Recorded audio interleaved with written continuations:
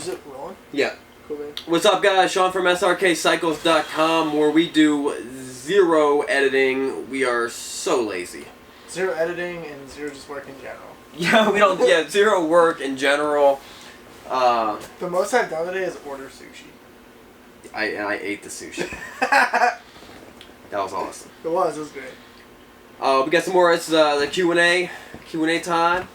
We got some more questions.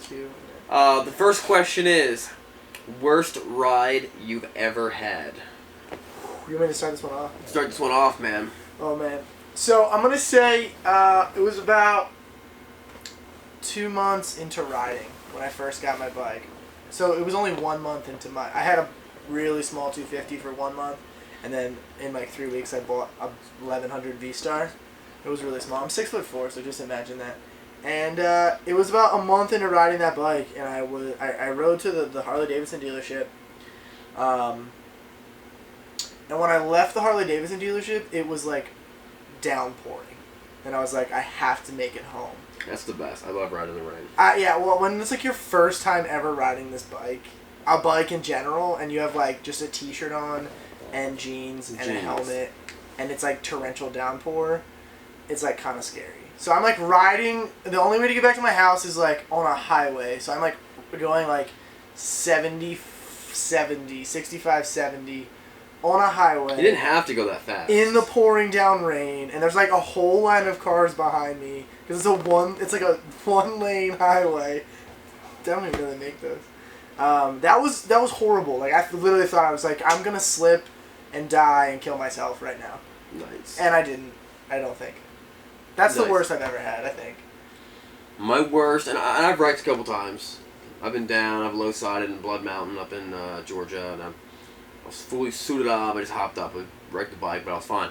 But when I had my permit, it's another permit store, I had my permit, and me and 3 guys were riding together. First time we ever got to ride together. We're all pumped up, we're all hyped, and me and my buddy are riding next to each other.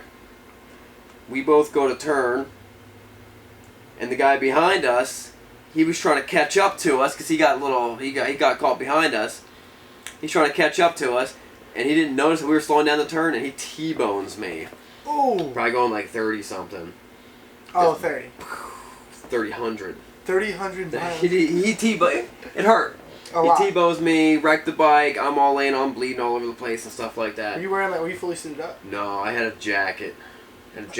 Jeans, boots, gloves. That's it.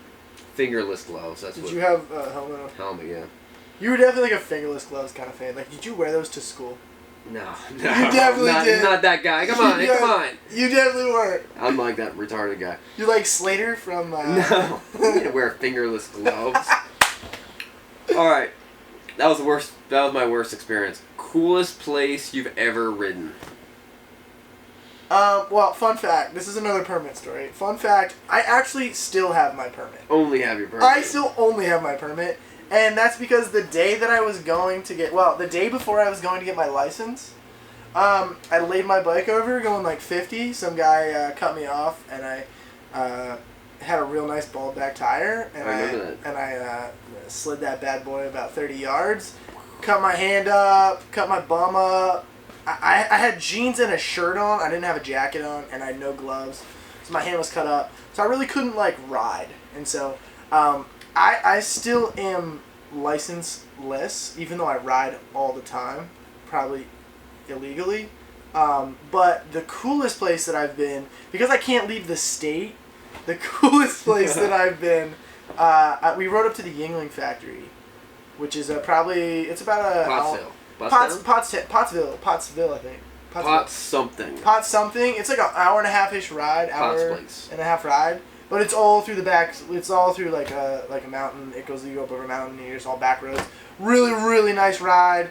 I did that with my main riding partner, my pops. That was great. Probably one of the best rides I've had. Nice. What about you? When a buddy of mine came back from Afghan.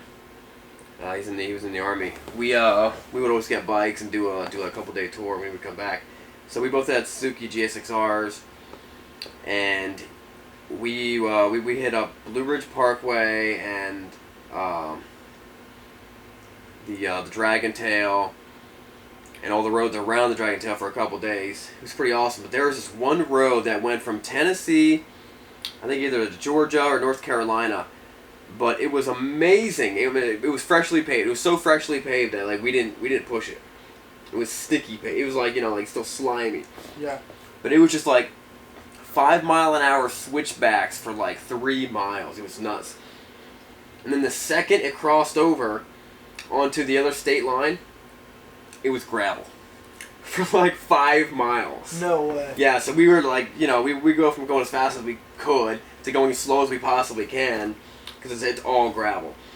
But we decided that, in a couple of years we're going to go back to that place because it'll be all nice and freshly paved, fresh and stuff, and it'll be all cleaned up. Oh yeah, when we were also on it, it was just covered in leaves. Wet leaves. But it was super cool. It was a beautiful place. That's awesome. That's one of the cool things about riding bike. You get to see like just, you pop up on roads. You're like, where am I? This is amazing. Yeah. I'm in a different place. I think you see a lot more too, like your scenery, than when you're riding your car. You're like looking at you shouldn't be looking at your phone. You don't. Yeah. But you're like, we gotta stop doing that. You're like looking at everything around you. Like when you're on a motorcycle, you're like hyper focused on your surroundings. Right. And so you see everything. Okay. We have a question. This question. Mom wants to buy a motorcycle. How do I convince my mom not to buy a motorcycle? Great question. Yeah. Caleb. How do you convince... Well, like, I haven't had any personal experience with this. My mom hates motorcycles. I would say that there's definitely a formula to this. First off, you try and stress the fact how dangerous motorcycles are, just like everyone. Incredibly dangerous. Yeah, I mean, like, why would you ever get on the back of one? That's what you throw out there. You try throwing up YouTube videos of just these crazy crashes and road rash and everything. Second off, you show her how many packs of cigarettes she's going to have to smoke a day if she wants to be on a motorcycle. Exactly. And when you show her what her lungs will look like in 20 or 30 years, she'll probably stay away from that motorcycle. She'll probably subside. What would you do? Well, my mom's been bugging me to get her a motorcycle for years. Are you serious? And if you've ever seen her drive, it's just like, Mom, come on, I want to keep you around a little bit. The best thing to do to keep your mom from riding a motorcycle is to get in a motorcycle accident yourself. Ah. The more days you're in a coma is just solidifying the fact that she will never get a motorcycle. It just, bam. So that's just the really easiest way to do it. Getting a good, nice, substantial rack right in front of her house or something like that. And if you can really score those coma points, you're just in. Like you're whole in. Fire department's there. Right. The whole entire police force is there. Right. They're taking you out they're not even like taking you out on a stretcher in the thing. They're like helicoptering you out of there. Right. And and they pay him like $20, be like, listen, just put me in a body bag. You know what I mean? Let me climb out of the body bag when I get into the helicopter or something like that. They have those things that they rub together and then they shot it in your chest. Alright, that's probably a pretty substantial... That's gonna get it done. Okay. Definitely gonna get it done. Alright, so those are the 3 steps. Show her some crashes, show her lungs in a few years. Crash the bike yourself. And then crash the bike yourself and get helicoptered out of there. Right. And you've probably... If she buys a bike after that, then there's literally nothing you can do. Oh, one more step. Just buy the biggest bike out there. Okay. Buy like a BMW K bike or something like that. Something that's so intimidatingly heavy. And then put weights all inside the saddlebags and all your free weights inside the tour pack and stuff like that. That she can't even lift it up to get her upright. That'll teach her. Okay. That's solid. Yeah. Well, there you go, guys. Cool, guys. There's your 3 questions. Make sure to comment some questions below. Let us know what you're thinking. Any question, as long as it's appropriate, goes. We'll answer them, I think, Yep. So, awesome. Sweet. Cool, guys. Thanks, guys.